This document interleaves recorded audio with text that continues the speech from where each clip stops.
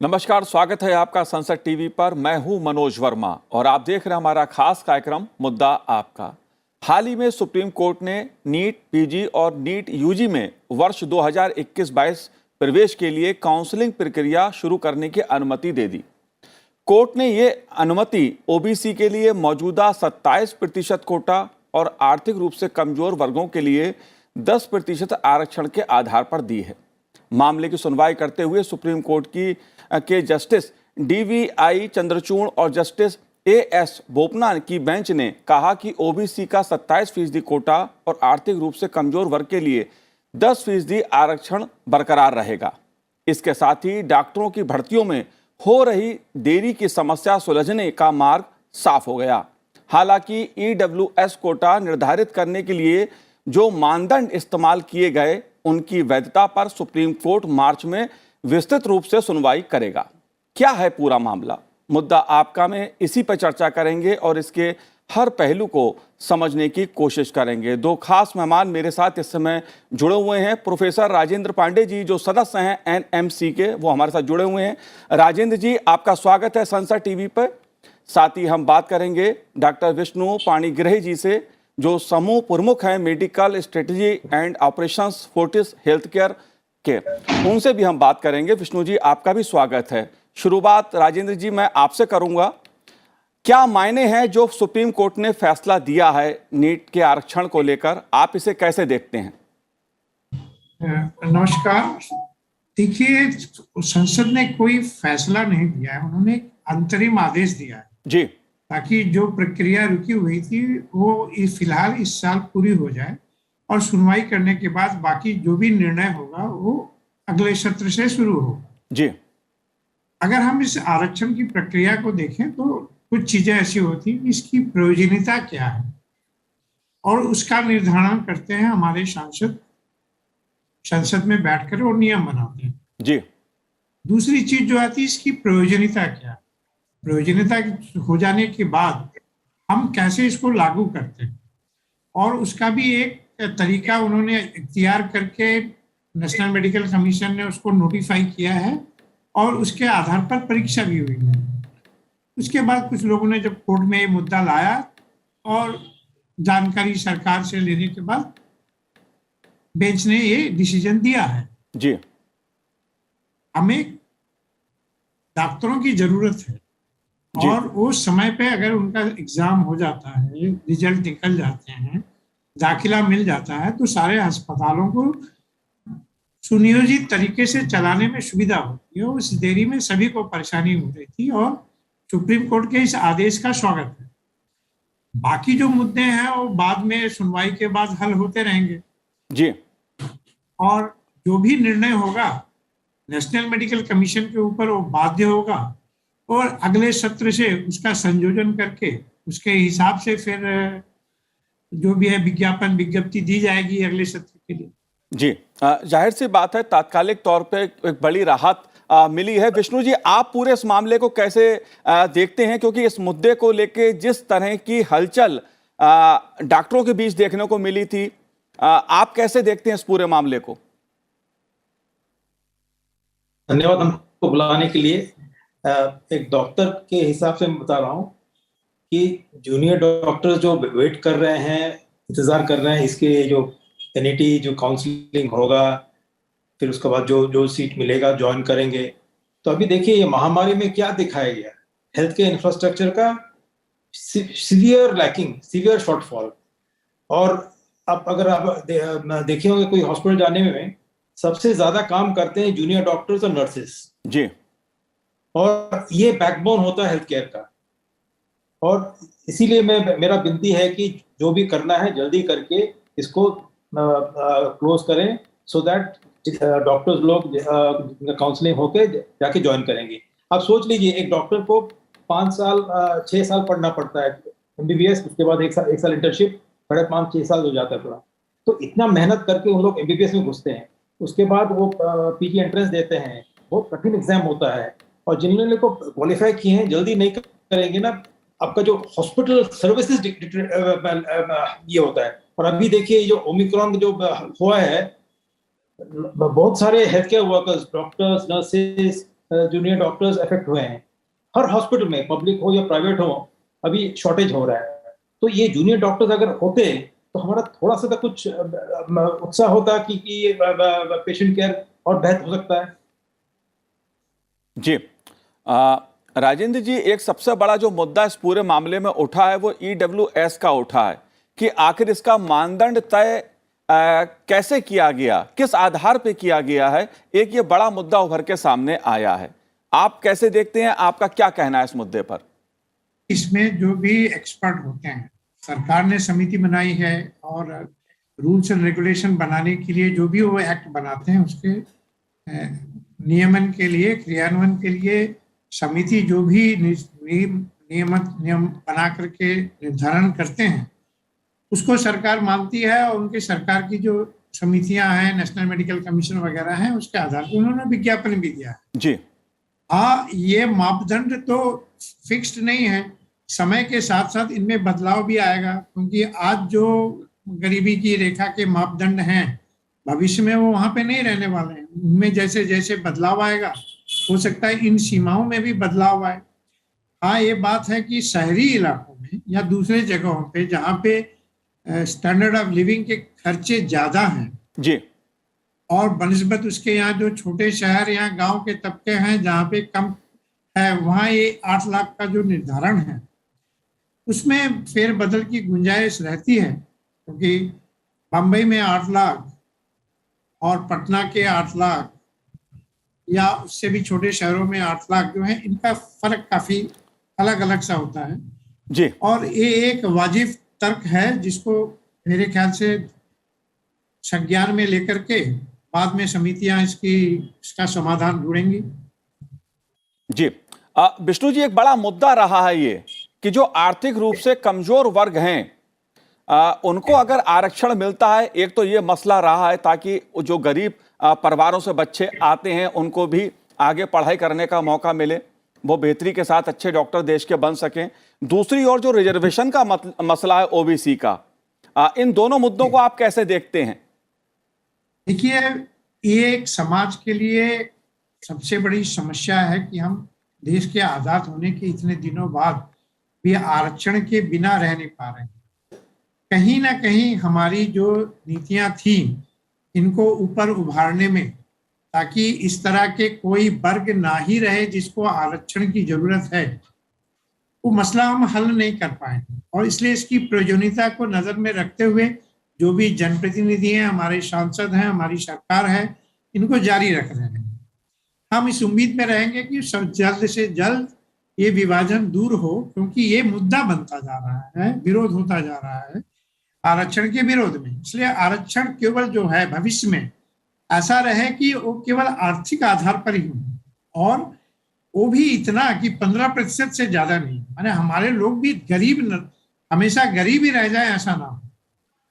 और इसको एक समय सीमा को बांधते हुए इसका सही तरीके से क्रियान्वयन करना भी जरूरी है, ताकि ये जो समाज में मनमुटाव या टकरावट की जगह आ रही है वो धीरे धीरे खत्म हो।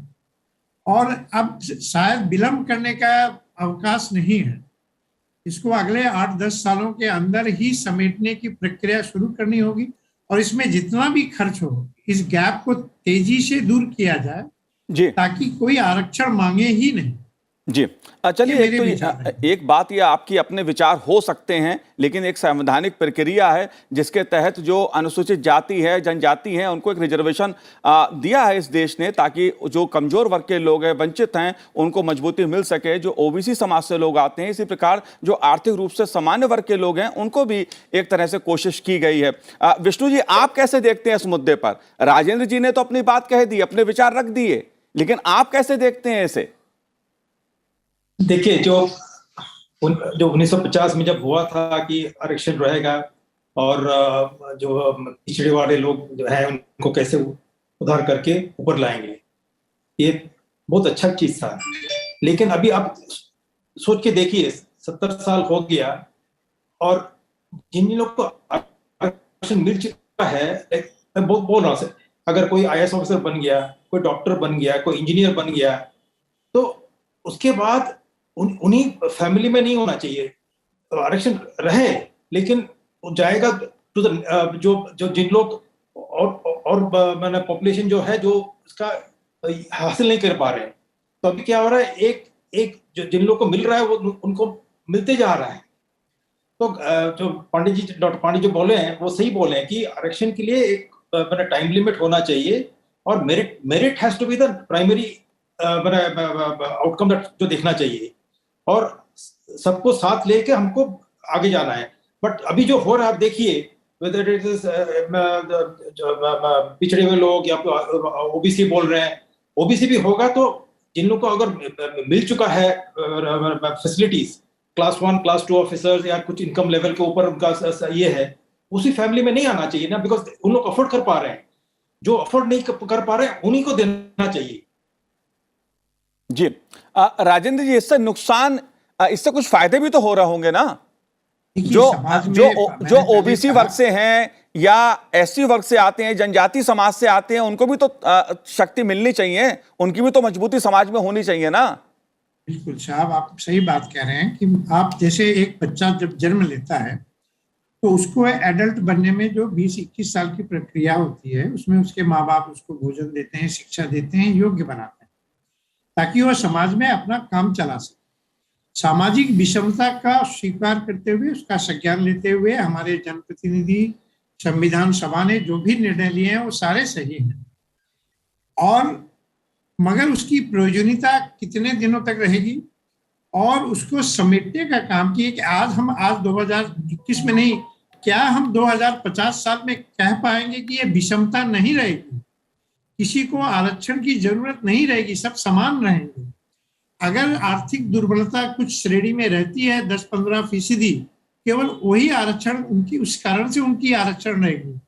जब तक वो विषमता, और उस विषमता को भी दूर करने की ही आवश्यकता है जी। ये तो होना चाहिए है, ठीक है, मगर हम इस कमजोरी को कितने सालों तक पालेंगे? क्या हम इसे दूर नहीं करना चाहते जी। तो इसको संज्ञान में लेते हुए जो भी है प्रक्रिया, उसको जल्दी से क्रियान्वयन करके करना पड़ेगा, ताकि चाहे वो दलित हो, अनुसूचित हो, ओबीसी से हो या पिछड़े, आर्थिक तौर से पिछड़े हो, ये विषमता जल्द से जल्द खत्म हो। उसके लिए सरकार को काम करना पड़ेगा, सबको सामने लाना।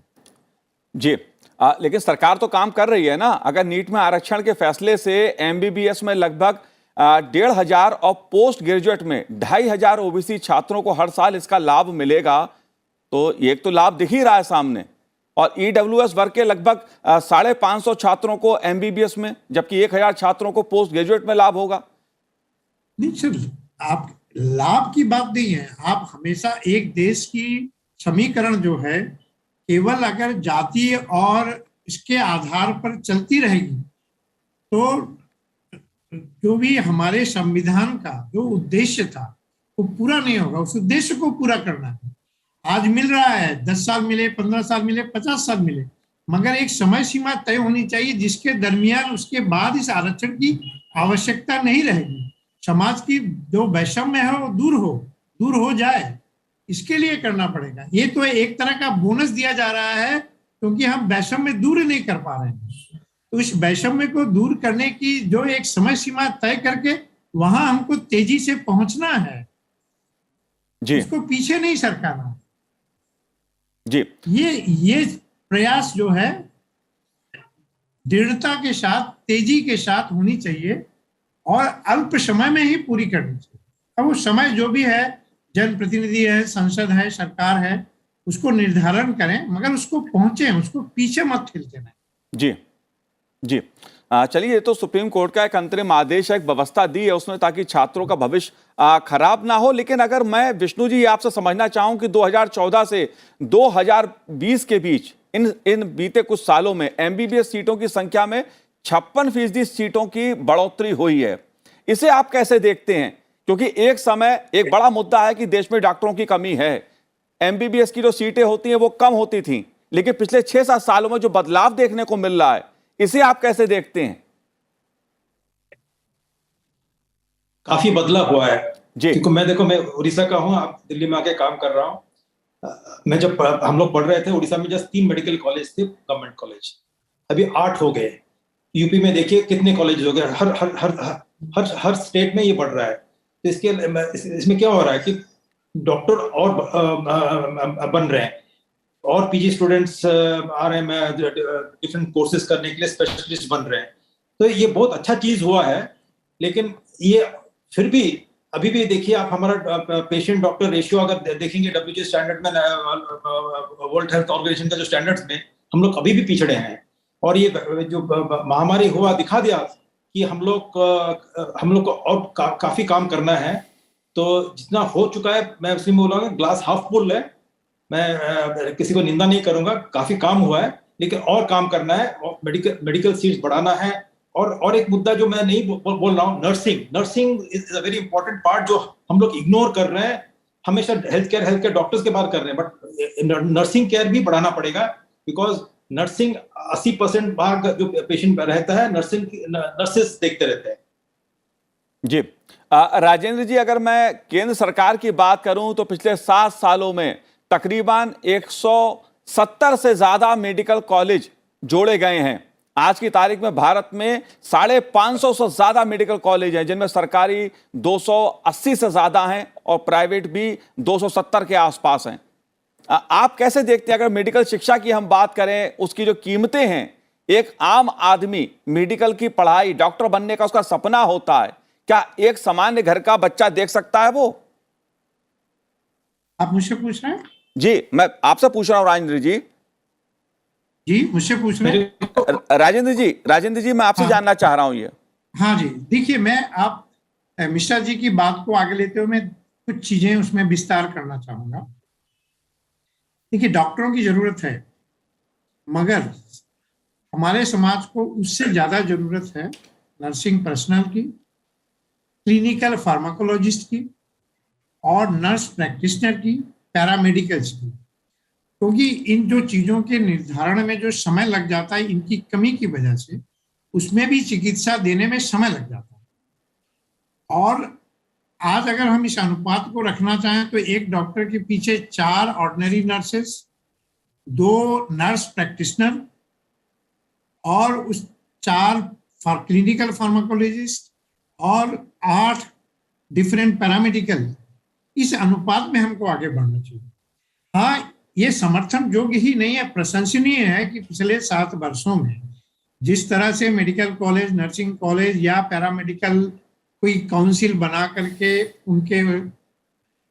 उनको बढ़ावा देने के लिए जो भी किया गया है, उससे बेहतर कदम कुछ हो ही नहीं सकता। मगर उसको पहुंचने के बाद भी जो चीज है, जब हम इतनी चीजें एक साथ खोल देते हैं फ्लड गेट की तरह, तो हमारा एक कर्तव्य ये भी हो जाता है कि जो हम स्किल ट्रांसफर कर रहे हैं या जो हम विद्या का स्थानांतरण कर रहे हैं, उस पर थोड़ी नजरदारी ढंग से बनाने की प्रक्रिया भी करनी है, ताकि private medical college, government medical college खुल रहे हैं, लोगों को चांस मिल रहा है, मगर उनको सही तरह से संपादन करना, ताकि शिक्षा मिले और वो बिना भय के एग्जाम दे करके इस ज्ञान को अर्जन करके सही तरीके से समाज में प्रैक्टिस कर सके। तो नंबर के बढ़ावे के साथ साथ क्वालिटी पर भी नजर रखना काफी जरूरी है।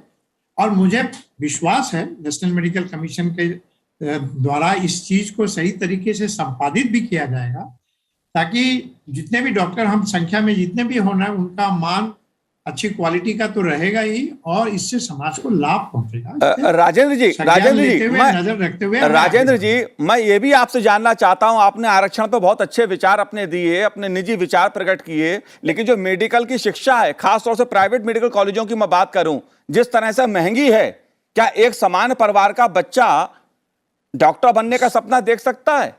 जी नहीं, मगर इसके लिए हमारे national medical commission, NITI Aayog को सभी को थोड़ा सा संयोजन करके अपनी चिंता में परिवर्तन लाना पड़ेगा। खर्चे क्यों हैं? आप आज अगर देखें, आज अगर हम टेक्नोलॉजिकल डिसरप्शन को काम में लाते हैं, तो इतने सारे शिक्षकों की शायद जरूरत ना हो, और उसमें अगर हम परिवर्तन लाते हैं कि जूनियर लेवल के जो डॉक्टर हैं, वो अपने स्टूडेंट को जब सिखाएंगे, उनके साथ उनका इंटरेक्शन हो और अस्पतालों पे खर्च कम लगेगा, मेडिकल कॉलेज को चलाने के खर्च कम हो जाए, तो पर स्टूडेंट खर्चा भी कम आएगा। और इसके लिए पहल लेनी पड़ेगी सरकार, नीति आयोग और नेशनल मेडिकल कमीशन को, और ये संभव भी है। जी ऐसा नहीं है कि वो संज्ञान ले भी नहीं रहे हैं, नहीं ले रहे हैं, मगर प्रक्रिया जो है थोड़ी और त्वरान्वित हो तो शायद बेहतर होगा, ताकि जो लड़के कम खर्च की शिक्षा पाने की वजह से बाहर के देशों में चले जा रहे हैं, ये जाना बंद हो, ये पैसा और ये शिक्षा हमारे देश में ही हो जाए।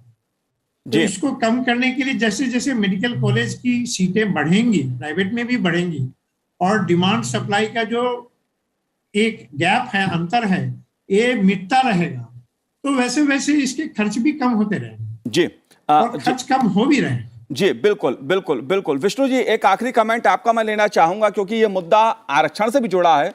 आरक्षण इसलिए भी देना पड़ता है कि ताकि कमजोर वर्ग जो है, जो आर्थिक रूप से पिछड़ा है, सामाजिक दृष्टि से पिछड़ा है, उसके बच्चे भी डॉक्टर बन सकें, उनको भी इसका लाभ मिल सके, इस व्यवस्था का। आप कैसे देखते हैं? क्योंकि जब भी बात डॉक्टरी पढ़ाई की होती है तो बात कीमत की होती है, फीस की होती है, इसलिए भी ये कदम उठाने पड़ते हैं। अभी अगर देखेंगे हर स्टेट में अभी काफी मेडिकल कॉलेजेस बना हुआ है, तो इसमें क्या होगा कि डॉक्टर्स एंट्री पॉइंट बढ़ जाएगा। अभी डॉक्टर पांडे जो बोले कि ह्यूज मिसमैच है डिमांड सप्लाई का, अभी भी है, लेकिन ये अंतर कम हो रहा है। और ये अगर हम देखेंगे, अगर जितना गवर्नमेंट मेडिकल कॉलेजेस हो रहा है, उसमें से काफी लोग को मुनाफा मिलेगा, एडवांटेज मिलेगा। और आरक्षण जो है वो रहना चाहिए भी, बट जैसे पांडे जी बोले हैं कि फेस्ड मैनर उसको ये करना, हम सबको उठाना पड़ेगा। हम क्यों सोचे कि हम लोग हमेशा गरीब रहे, हमेशा पिछड़े रहे, ये नहीं होना चाहिए। 70 साल के बाद अगर ये अभी ये डिस्कशन हो रहा है तो कहीं ना कहीं कमी है किसी का। जी चलिए, उम्मीद करते हैं कि जो सुप्रीम कोर्ट का अंतरिम आदेश है और सुप्रीम कोर्ट इसको लेकर विस्तृत विचार विमर्श भी करेगा, जो याचिकाकर्ता हैं उनके साथ उनकी बात भी सुनेगा, और इस पे कोई एक फैसला भविष्य में आएगा जिससे मेडिकल जो शिक्षा है उसका लाभ लोगों को मिल पाएगा। आपने हमसे बात की विष्णु जी, आपका बहुत बहुत शुक्रिया। राजेंद्र जी, आपका भी बहुत बहुत शुक्रिया हमसे बात करने के लिए। तो आज हमारे इस कार्यक्रम में इतना ही, मुझे दीजिए आज्ञा, नमस्कार।